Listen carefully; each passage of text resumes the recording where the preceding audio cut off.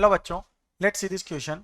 If c1 equals to y equals to 1 upon 1 plus x square and c2 equals to y equals to x square upon 2 be two curve lying in xy plane, then so first of all अगर c1 के लिए अगर हम देखें तो ये क्या है, y equals to 1 upon 1 plus x square.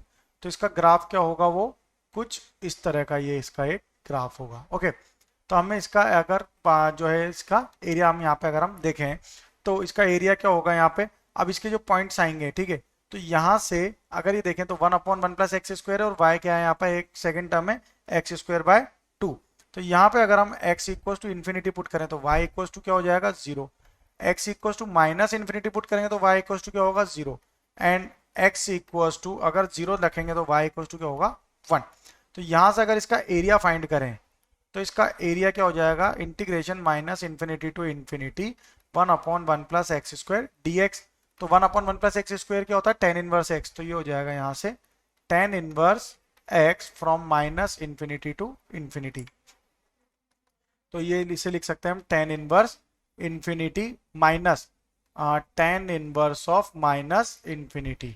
Okay, तो ये वैल्यू क्या हो जाएगी, tan इनवर्स इन्फिनिटी होता है pi by 2 minus minus plus pi by 2 which is equal to pi. तो फर्स्ट एरिया तो हमारा क्या आ रहा है C1 के लिए पाई. अब C2 के लिए देखें तो C2 के लिए हमारे पास दो इक्वेशन, y एक तो है एक्स स्क्वायर बाय 2. तो इसका जो ग्राफ बनेगा, इसका जो स्लोप होगा वो इस तरह से होगा.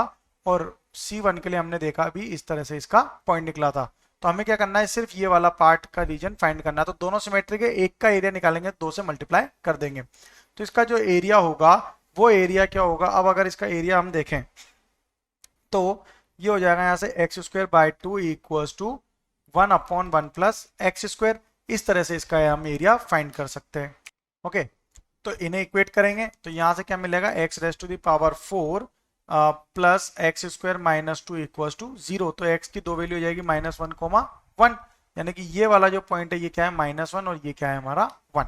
तो इसका जब एरिया फाइंड करेंगे तो a equals to 2 times of यहाँ पे जो वैल्यूज आएगी वो आएगी 0 to 1, 1 upon 1 plus x square minus x square by 2 dx. तो ये क्या हो जाएगा, 1 अपॉन 1 प्लस एक्स स्क्वायर तो होता है tan इनवर्स x.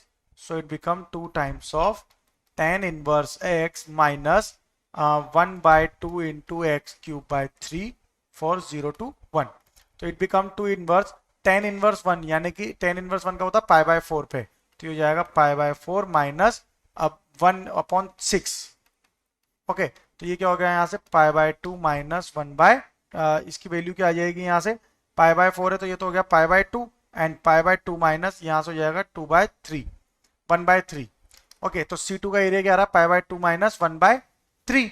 इस तरह से ये इसका एरिया आ जाएगा. अब अगर देखें तो C1 हमारा आ रहा है पाई बाय पाई, यानी कि this means this option is correct. And the area bounded by C1 C2 is pi by 2 minus 1 by 3. It means this one is also correct. Okay, it means option A and B is the correct answer. Best of luck.